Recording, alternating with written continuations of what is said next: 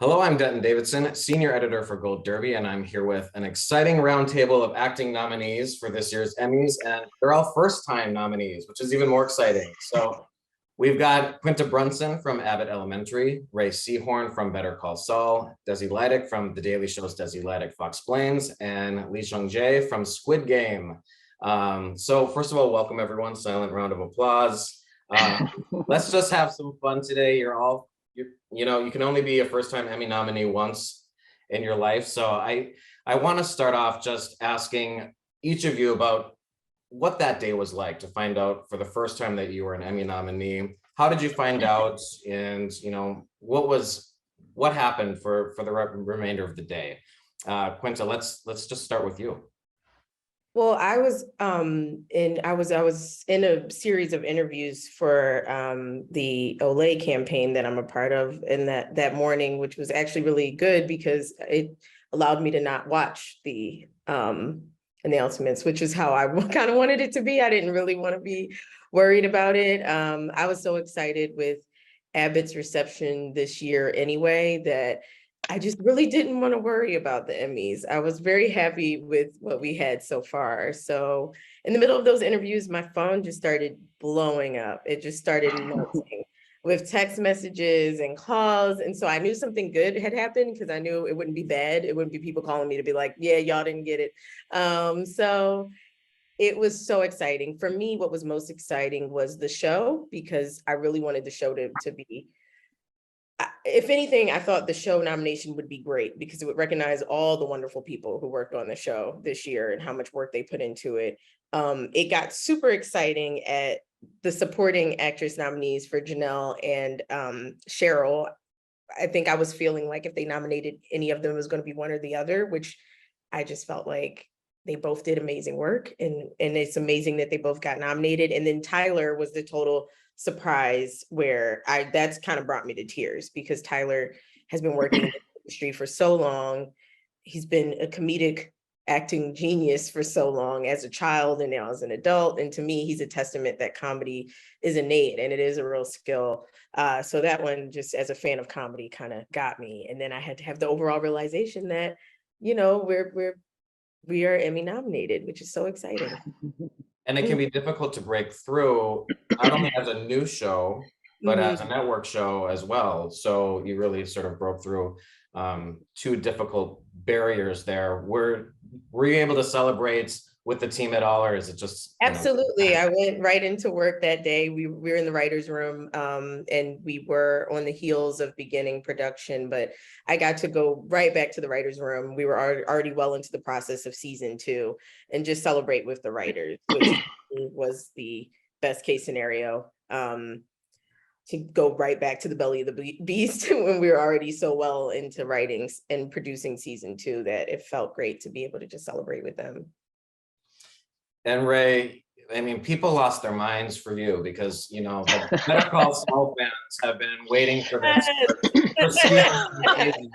So, I mean, I think Seth Meyers tweeted about it, and I mean, people lost it for you. Yeah. And so it's a long time coming. So what was that day like for you? Thank you. And I'm thrilled to be, I know all of your work, all of the people on this panel, and I was so thrilled for all of your nominations as well. This is a pinch me kind of moment doing these panels. I was day drinking and before you judge, I was in London. So it was at least 4 p.m. So it's not that bad.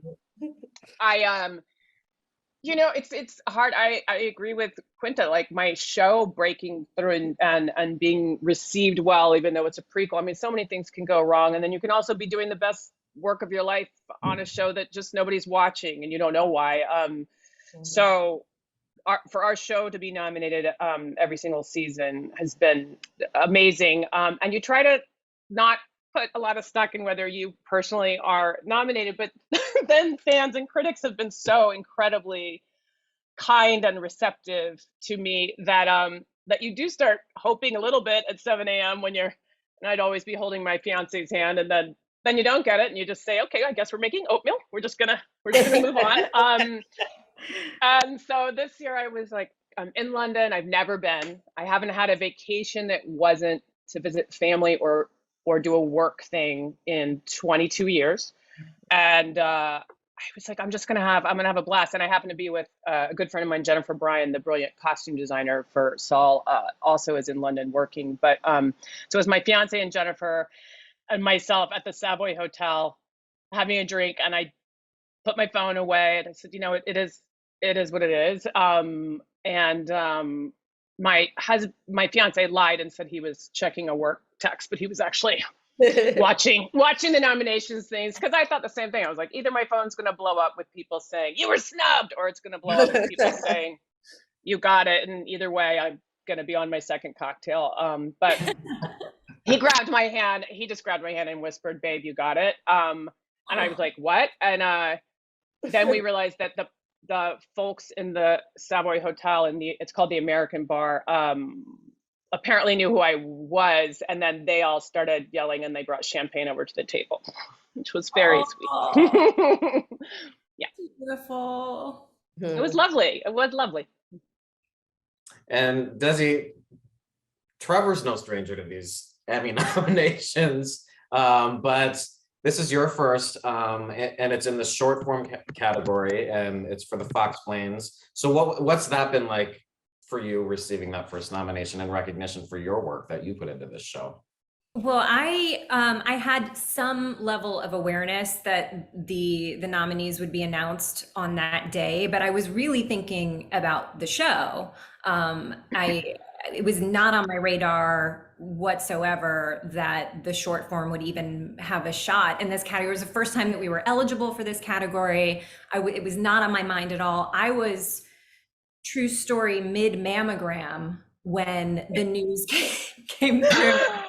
Annual mammogram with the technician, just experiencing. Denton, I don't know if you've had a mammogram before, but it is not pleasant. It's excruciating. And we were just finishing up, and I'm putting my clothes back on and look at my phone, and one of the producers from the show sent through, "Congratulations."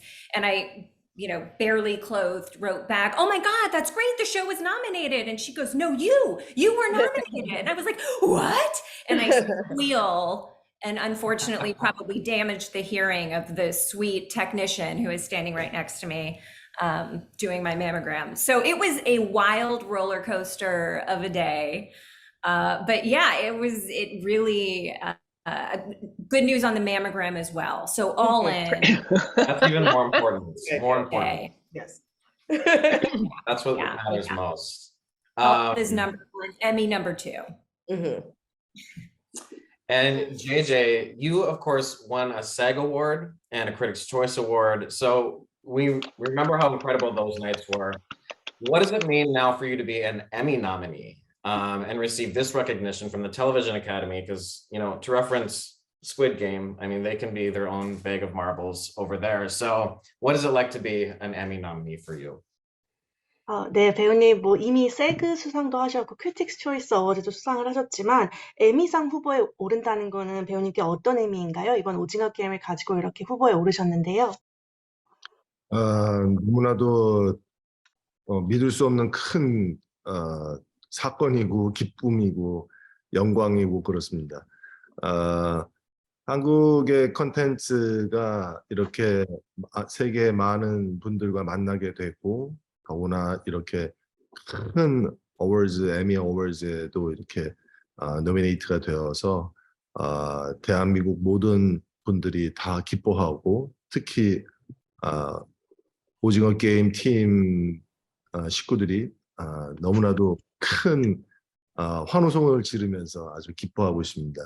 더군다나 14개 부분에 노미네이트가 돼 있어서 오징어 게임 전체, 팀 전체가 다 너무나도 크게 믿을 수 없는 즐거움에 빠져 있습니다. 그래서 저희 많은 오징어 게임 팀이 함께 LA에 또 가게 되어서 더욱 기쁘고, 그 즐거움을 LA에서 함께 나눌 생각을 하니까 벌써부터 이제 가슴이 막 뛰고 있습니다. Yeah, it's unbelievable, it's surreal, and I feel very honored and delighted at the same time. And, seeing Korean contents travel globally and being nominated in the most prestigious TV series award, Emmy Awards, every Korean is so happy. And especially the Squid Game crew, we're screaming with joy. And we have 14 nominations this time, so we're just full of joy, and I'm so happy that like the whole crew can travel to LA for the Emmys, and I'm looking forward to that already. I'm so happy.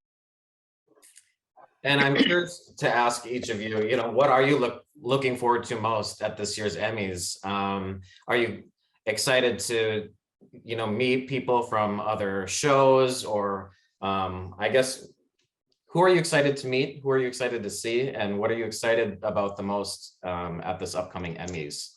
And we can start with JJ on this one, if you'd like. 네, 이번에는 그럼 배우님부터 여쭤보겠습니다. 이번에 에미 시상식에 오셔서 제일 기대하고 계신 게 뭔지, 어떤 분을 뭐 만나고 싶으신지, 또는 어떤 일을 하고 싶으신지 궁금합니다. 일단은 저도 TV로만 보던 어워즈라서 실제로 그 기분을 한번 느껴보고 싶고요. 그리고 또 그날 또 참석하실 아주 멋진 스타분들을 실제로 이렇게 볼 생각을 하니까 벌써 마음이 막 벌써 떨리기 시작합니다. 저희 오징어 게임 팀들도 지금 굉장히 떨리고 있는 상황이고, 어저께도 오징어 게임 팀 몇 분들과 함께 자리를 가졌었는데, 그분 모두 다 LA가 있으면 지금서부터 옷을 뭘 싸가야 될지, 아니면은 가방을 어떻게 싸야 될지, 뭐 그런 얘기를 했던 어제 기억이 있습니다. Yeah, first of all, the Emmys Award is something that I watched on TV only, so I'm just really happy to be there in person, and all the celebrities, all the actors and actresses like you, I'm going to get to see you all, so I'm really happy. I have butterflies in my stomach already, and the whole Squid Game team is very pleasantly nervous about going to the Emmys, and I met a few of them actually last night, and we talked about like what to pack, what clothes to bring, so we're all really happy. And Ray, what about you? Is there anyone you're looking forward that you haven't met yet, or cast that you're excited to see? Well, I mean, I still get it won't be my first time going to the Emmys because of the show being nominated. But I am not jaded about anything. I get so excited. I'm literally the only person that does not think the show is too long. When everyone's like, Jesus, how long is this? I'm like, let's go for another hour. Not with your shoes on, though. That's the only, and I know the ladies agree with me, the shoes. It's the only thing that'll kill you that night. But I already assaulted Tyler, by the way, Quinta, at some photo shoot. I'm obsessed with Abbott Elementary, so I hope I get to meet you. I hope I get to meet the whole cast. I hope I get to meet everybody from Squid Game, everybody from Severance. I watch so much TV, and I'm a massive fan. I would love to meet Desi and Trevor if you're able to introduce me to both of you. I know Pen 15 is not nominated, and that's one of my favorite shows, and it should have been nominated, and I definitely hope I get to meet all of those people behind that show. I hope they're there. And God, what else? There's just so much. I love it all. I just feel like a kid when I'm there. I'm like I said, to get to do some of the best work of your life is the brass ring already, and then the fact that it's received well, and then awards nomination. I mean, the amount of icing on the cake it's deep.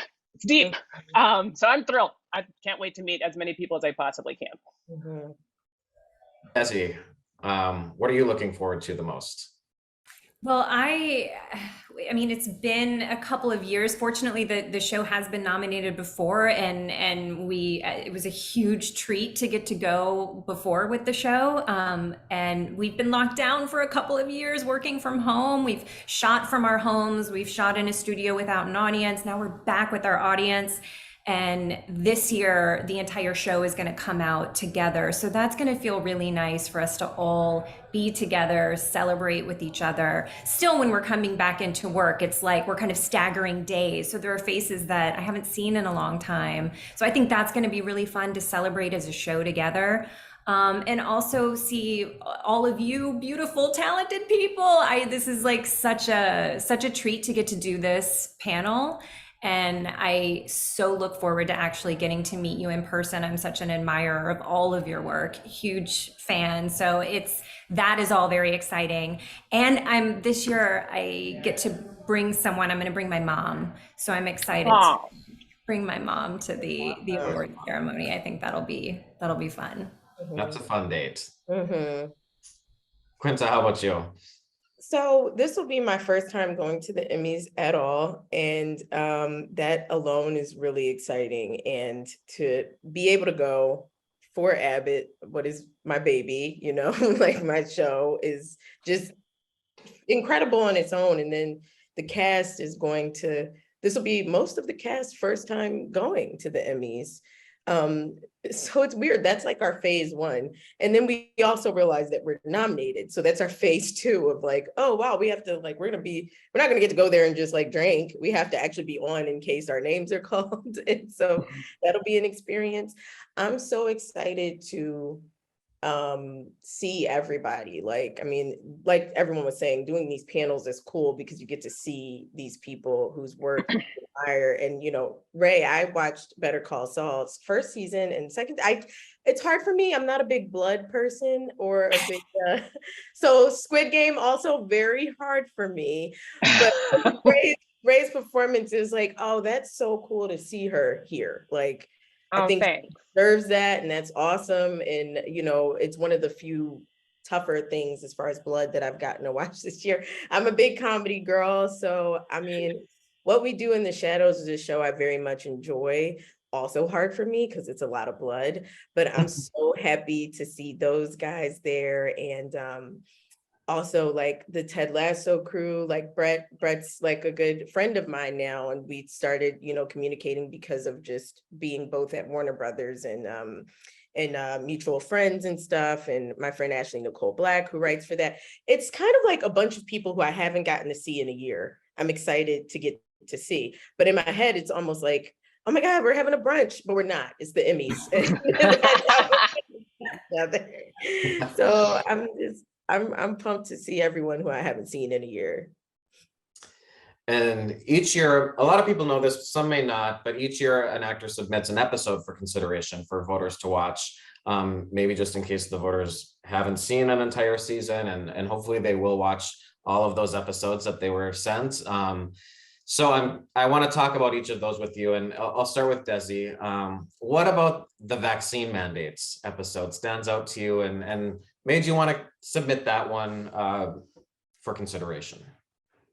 Well, it certainly was a bit of a hot button issue if you're watching Fox News. And I think one thing that our show has always done is lean into irony and satire to try to convey a larger point about something, or comment on something real that's happening out in the world. And I think this series in general is a way to kind of highlight the hypocrisy and the incoherence that you might hear on Fox News. And that was such a specific topic that was really just running wild with conspiracies. So our writers and I and our producers all got to have a lot of fun with that one, kind of putting together that logic puzzle and then turning it in on its head.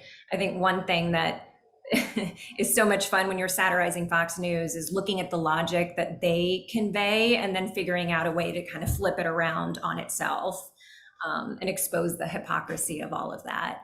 So I feel like that was one of our favorites. It was just so jam-packed with crazy conspiracy theories.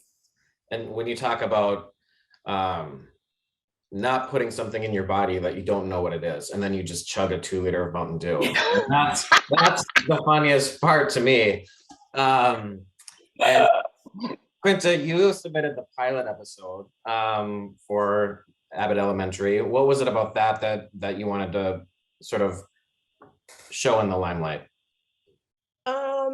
I think that the episode represents the character Janine well, and I think that as an actress, for the acting category, I think I got to show the levels of Janine. I think that was important to me. Both the humor that the character is capable of, as well as the deep care for her students, the deep care for her relationship with Barbara, and being a writer on the show as well, and the creator of the show, I just know, to me, when the character Janine is at her best, and I felt like that was the pilot episode, and then open house episode, and the finale. But I figured if someone had never seen the show before, they would get more oomph out of the pilot, for my acting skills, I guess. I thought it'd be a good representation of what I feel I'm capable of as an actress. And it introduces the character. Yes. And you're from Philadelphia, Mhm. so there's a lot of stories you could have told. What made you passionate about elementary education? Like what drew you there? Well, I feel like I always say an answer that people don't like, but to me, it just was a good story. I wasn't necessarily like, I'd like to change the way we look at education in America. I think it was a world where I saw a good story that hadn't been told yet. And that was what was most exciting to me about this story, Abbott Elementary. A lot of the school shows we've seen have been from the kids' point of view, or if they were from the teacher's point of view, it was the constant the drama angle, or even some of the old comedies that were about it. It was just not as realistic, or it was the unseen portrayal of teachers, and that was super exciting to me for the television landscape right now, especially for network TV. Yeah. What kind of, Denton, you said we could interrupt. Please. I was wondering, Quinta, Take what kind of research did you do then once you decided, like, okay, this is what I'm going to tell? Did you go talk to teachers? Because I have tons of teachers in my family, and my sister's kindergarten, lots of public school teachers, and it's very spot on. They are loving watching it. So my main point of research was my mom. She was a kindergarten teacher in the Philadelphia public school system for 40 years. I was in her kindergarten class. I went to the school where she taught from 1st to 5th grade. So I went to school with her in the morning, 2 hours early, stayed with her 2 hours late before she headed home. So a lot of it was just being with her throughout the years that she was teaching. But then as I got older and, went to college, a lot of my friends became teachers, people who I'm just friends with. So it's also just hearing their stories in addition to my mom's stories. And that was kind of like the extent of my research for season 1. It was also hiring writers who, and this wasn't on purpose, but we were looking for a certain empathy with the writing for this show, like not necessarily the funniest person, but that mixed with an understanding of the worldview of the show. And everybody in our writers' room is like 1 degree of separation away from a teacher. And we didn't plan that. It just wound up being that way. And I think for the second season, we now are working. We've had Zoom meetings with 2 teachers I know from Philadelphia, just to help make sure we're on the right track and current. And it's really helpful because they tell us that we are, and they're able to just kind of, we don't want stories from them per se. We just want to know what it is like to be a teacher right now, and make sure that we are doing responsible storytelling, I guess. And then so it's been really cool to figure out what that will continue to look like for us moving forward. I could keep going off my mom's stories, but she's retired now and doesn't know what being a teacher looks like now. So with my friends, and Your mom must be so proud. What did she? I know. What was her reaction when she found out that you were nominated? She's, my mom's super chill. I don't know what to say. She's more excited about my Olay campaign. I don't know what to say. Yeah. Well done. Yeah, I like it that way though. Like my mom, and she's like, that's nice. I like the Emmy. That's cute. But the Olay campaign was like, I have Olay in my cabinet. That's perfect. So it is what it is. Funny. And Ray, you went with the episode Hit and Run for Call Saul. Why that episode for you? Similar to what, is it Quinta or Quinta? It is Quinta. My name can also be pronounced like Quinta, but I had to land on Quinta for the sake of my career. So yeah. Similar to what you're saying, I was looking for Hit and Run 604 has its own little mini arc. You're seeing multiple sides of Kim in it. She's sort of at the peak of her blinders, Machiavellian pursuits, and pretending that her actions are all in a vacuum and that she can somehow control the outcome and the damage, and then starts to suspect otherwise, and which is embodied by believing that she's being followed, and then it is true, and you get to see her meet Mike Ehrmantraut, which also I thought was very cool to have these two quite silent characters meet each other, and you see her realize the effects of what she's done and the collateral damage, and I think we see Kim afraid for one of the first times, and then her decision to not tell Jimmy what she knows, and the dominoes that sets up, and so I thought it had its own kind of mini arc. I also happen to have directed that episode, but that's not why I chose it. Oh, But what was that experience like for you? What is it like directing yourself? I did not. I know some people were like, wow, you really wanted to direct yourself a lot, because there's huge Kim scenes in it, but that's not how it went down. It was the jigsaw puzzle of who's available. We have so many of our writers and producers that are directing, figuring out when they can leave the writer's room and who's able to come, because we're shooting in New Mexico. Writer's room was still Burbank. It just, and then returning directors from all the way back, Breaking Bad family, like Michelle McLaren and stuff. They knew they had access to me all the time.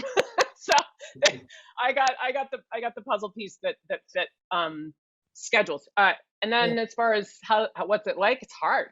It's technically challenging. They do everything they can to give you the infrastructure, like a wonderful producing director, Michael Morris, that can be a set of eyes at Video Village. And I would talk to him about the range of performance I'm looking for from myself. And because I'm an actor that loves to be directed, because I feel like there are authentic, strong choices I've made before for a character that they weren't reading the way I thought they were, which happens in real life all the time. If people say like, oh, I thought you were angry, and you're like, I don't even know what they're talking about. So I think it's important to have that other set of eyes. I also think that a decision that's the right decision for your character in that scene doesn't necessarily make the correct plot point for the whole show. Like where's it going? And you need to rely on your director to be looking macro when you're looking micro. So suddenly I was like, okay, how do I balance that? But Peter Gould in the tone meetings, and Melissa Bernstein, I had a pretty hefty murderer's row of people helping me. And then the biggest thing I was concerned about was being available to my scene partners when I'm in a scene. I don't think it's fair to them if they can see a director's eyes watching them. I need to be Kim if I'm in their scene with them. So for that, I try to rehearse a lot with most of my scene partners, so that we could talk about what their feelings were about the scene and sort of get some broad strokes going. And then, like I said, use Michael Morris in Video Village to just be my set of eyes when I'm in a scene, so that I can be fully present. Absolutely. That was just that you saying that just now is something that's really important to me as a writer of the show, and knowing all the scripts is to make sure I can have the writer's eyes on while I'm in scene, to make sure I'm actually being Janine and nothing else. It's just really important and very something I'm also cognizant of and always think about. But yeah, because you want your scene partner to not feel judged in the way that they would if their director or their writer is watching the performance. And it means you're not being the best Kim you can be. It means you're not absolutely. And I'm not. Definitely. Absolutely. And Ray, we're recording this, right before the next to last episode airs. But we know that Better Call Saul is a prequel to Breaking Bad, and we also know that Kim wasn't in Breaking Bad. So thinking back, like to when you first took this job, were you immediately thinking like, how long till I'm dead? Or am I gonna die? Or am I gonna make it? Or maybe she's just off in the sunset, and that's why she's not on Breaking Bad. Oh my God, I was absolutely at the forefront. Patrick Fabian, who's a very good friend of mine, we would call each other after, because our scripts come out one at a time, and we didn't know where any of our characters was going. So yeah, the very first thing is the skimming to see, and then calling each other saying like, I'm not dead, I'm not dead, I'm not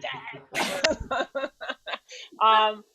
So yeah, and then it became a thing of not just curiosity, it became like, ugh, nobody wants to leave that sandbox. Once it started to really like, you got to do this great writing and get to know all these great people, it's just like, I really don't want to be sent home yet. And then, then it got to a place where basically my RAM space was full with how much they were giving me, and I just needed to do my job. And I just thought like, well, if I'm going out, I'm going to go out probably the best way it could possibly be written. So I'm just going to move forward. And JJ, I want to talk about the Ganbu episode with you. Speaking of, there's a lot of death in that episode as well. A lot of the beloved characters die in that episode. So I'm curious, what about that episode resonated with you to submit that as your Emmy submission? And what did you enjoy most about working so closely with Oh Young-soo, who, you have a great partnership in a lot of scenes throughout that episode? 네, 배우님, 저희 이제 깐부 에피소드에 대해서 말씀 나누고 싶은데요. 깐부 에피소드에 저희가 정말 사랑한 많은 캐릭터들이 죽습니다. 그래서 그 에피소드의 어떤 점에서 좀 공감을 하시고 중요하다고 생각하셔서 제출하게 되셨는지와 또 오영수 선생님과 좋은 케미스트리를 보여주셨는데 오영수 선생님과 함께 연기하시는 건 어떠셨는지도 궁금합니다. 깐부 에피소드가 굉장히 감정적으로 많은 일들이 일어나는 그런 에피소드죠. 배신도 하게 되고, 그리고 또 가장 친한, 가장 사랑하는 사람과 함께 게임을 해서 상대방을 이겨야만 하는 그런 에피소드라서 인간이 극한 상황에 처했을 때 가장 가까운 사람과 어떤 행동을 할 수 있는지를 아주 잔인하긴 하지만은 자신의 깊은 본성을 들여다볼 수 있는 그러한 설정의 이야기이기 때문에 많은 분들이 특히 이 깐부 에피소드를 많이 흥미롭고 또 충격적이면서도 꽤 슬픈 감정을 느끼셨던 에피소드인 것 같습니다. 그래서 저도 당시에 촬영을 할 때 오영수 선배님하고 연기를 했을 때도 실제로 오영수 선배님을 속여야만 하는 그런 연기를 할 때 저도 정말 내가 정말 살기 위해서 상대방을 속일 수 있을까? 정의롭지 못하게 상대방을 속이면서 게임에서 이길 수 있을까? 이런 생각들을 많이 했었던 것 같아서 굉장히 그때 가슴이 꽤 많이 뭉클했었던 기억이 납니다.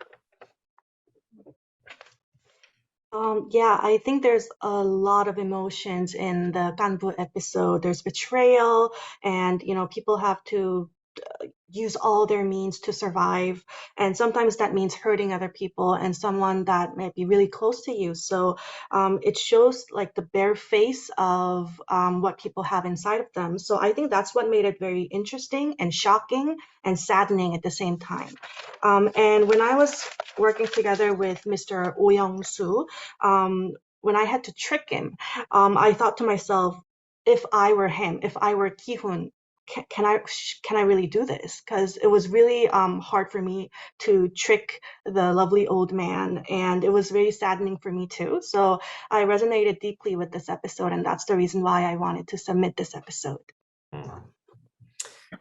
There's a lot of violence and sadness in Squid Game, and I'm just curious, what is it like just behind the scenes on a set like that? Is it very serious? Do you guys get some time to sort of let loose? Or I'm just curious sort of what the chemistry is like between all of the actors behind the scenes.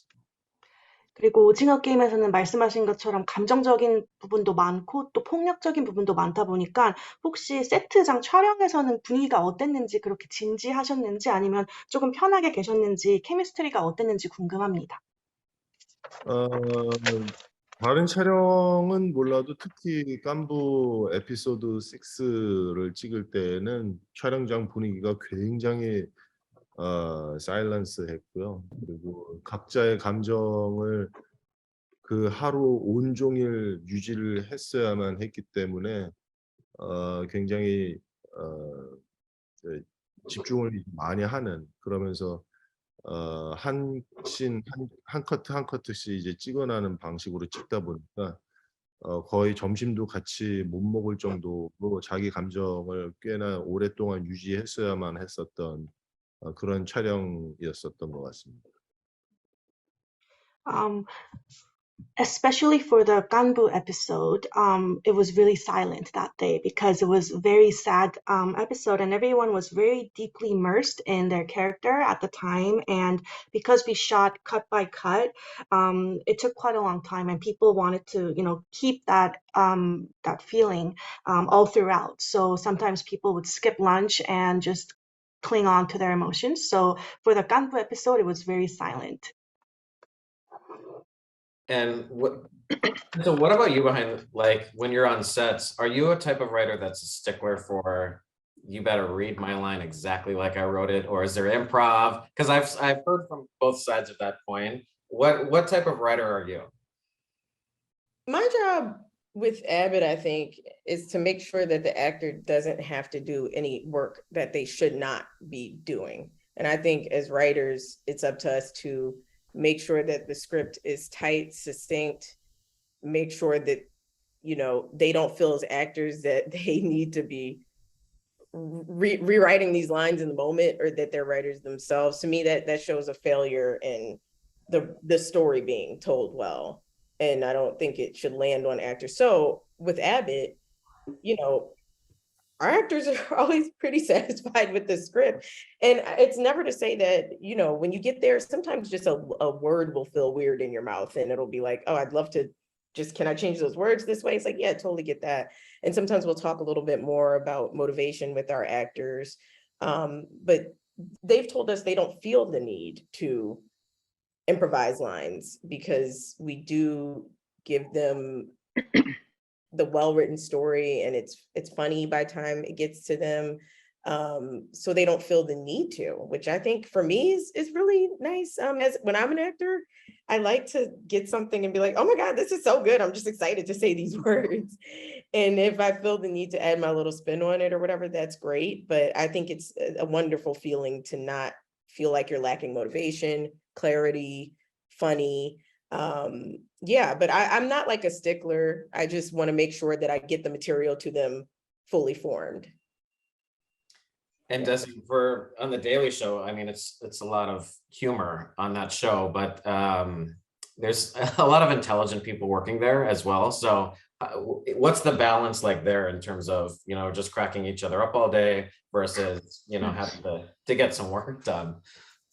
Yeah, I mean, it really probably depends on the day and what the big news story is. Roe v. Wade being overturned was kind of a downer, but we have a system in place, and this place has it down. I mean, we produce a show 4 days a week, and when we're not producing a show, we're also putting out content on social platforms. We're doing podcasts, so we're kind of always having to move forward, which I find incredibly cathartic if there's a piece of news that's happening that's very upsetting. And it's also part of what I love doing about doing Foxplains, is being able to, you see what kind of information they're putting out into the world and what they consider news facts, and the way that we're able to kind of expose the irrationality of what they consider factual news information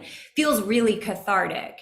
And also being able to laugh through it. There's a very specific tempo and frequency to the energy that they all have on that platform.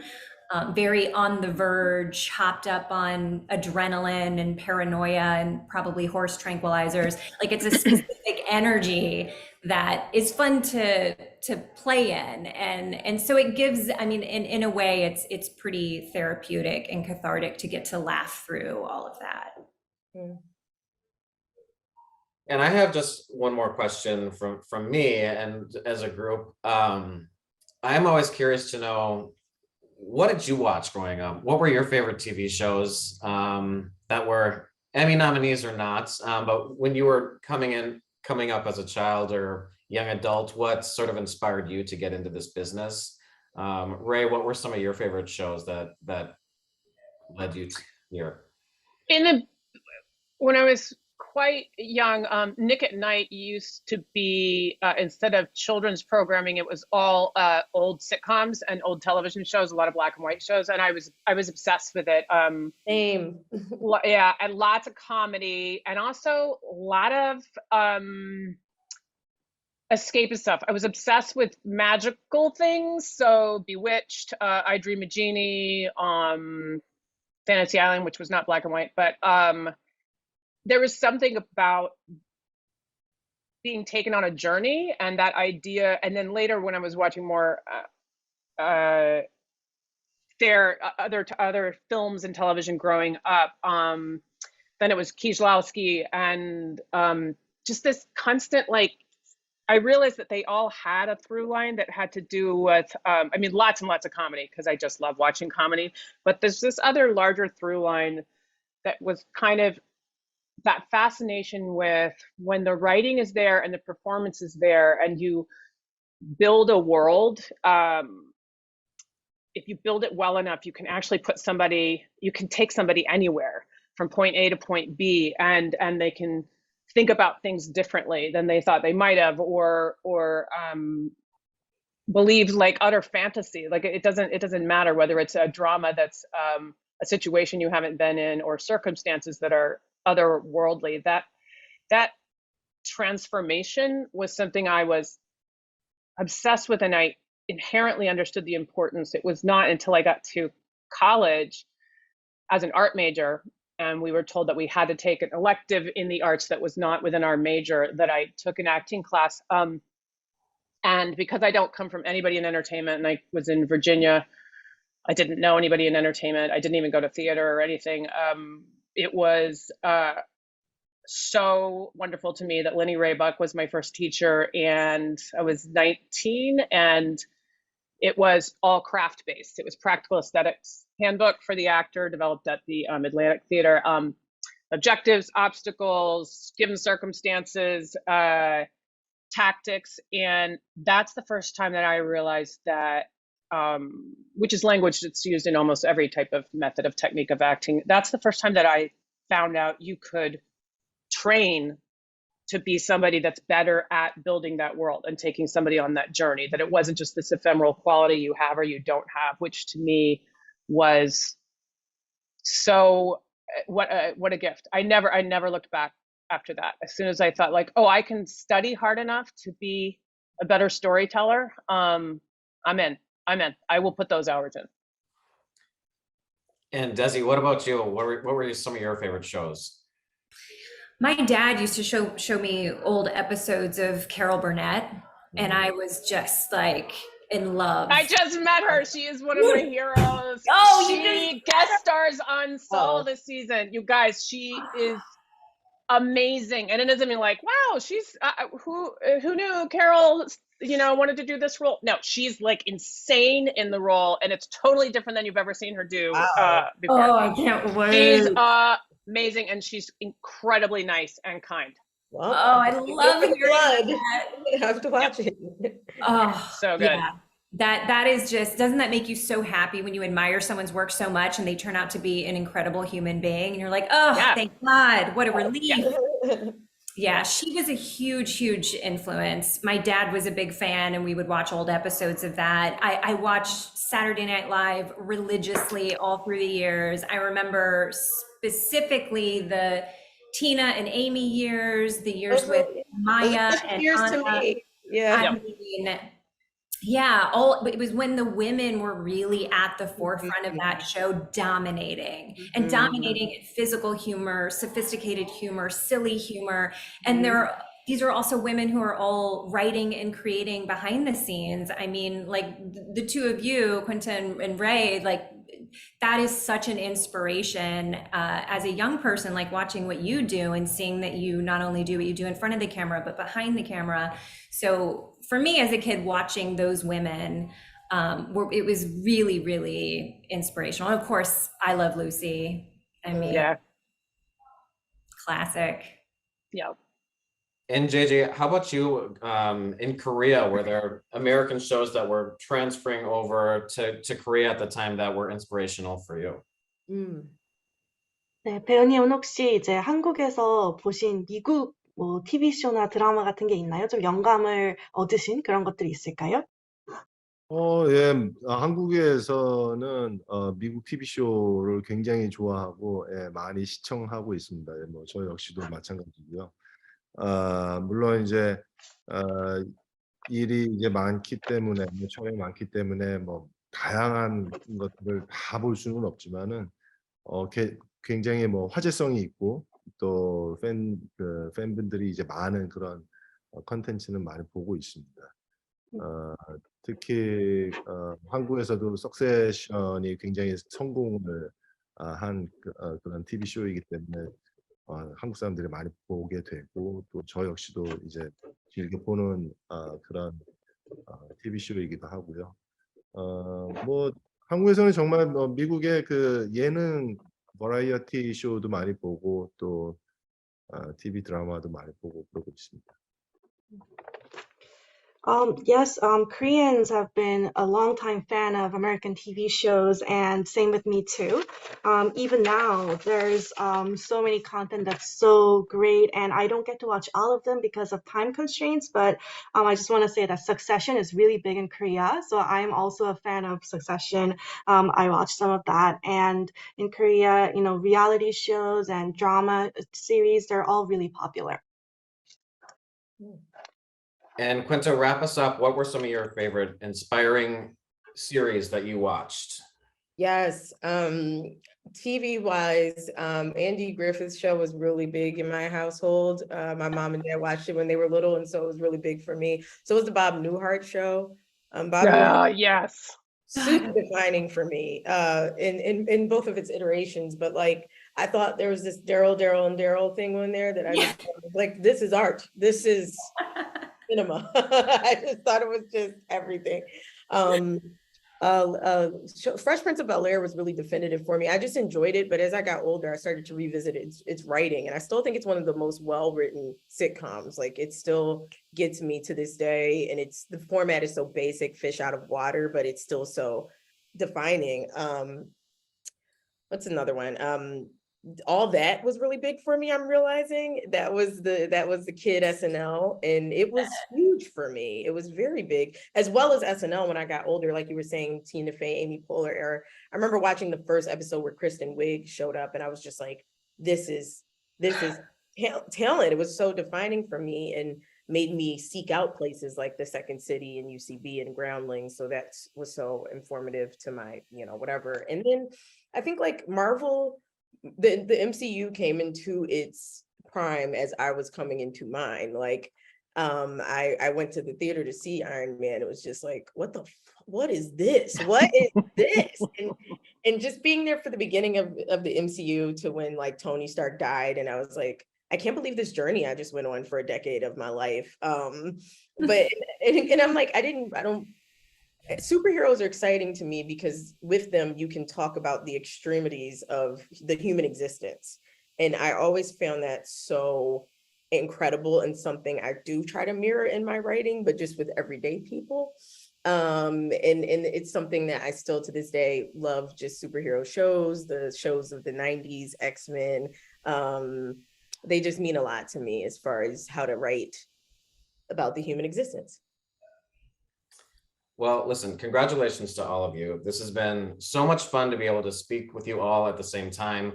I want to remind all you Emmy voters watching to remember Quinta Brunson, Rhea Seehorn, Desi Lydic, and Jung-jae when you're checking off those ballots. Hopefully we see some of you up on the stage accepting an award, but no matter what happens, your first time nominees, you're forever Emmy nominees. So congratulations. And thanks to you for joining our panel today. Thank you. Thank you. Thank you.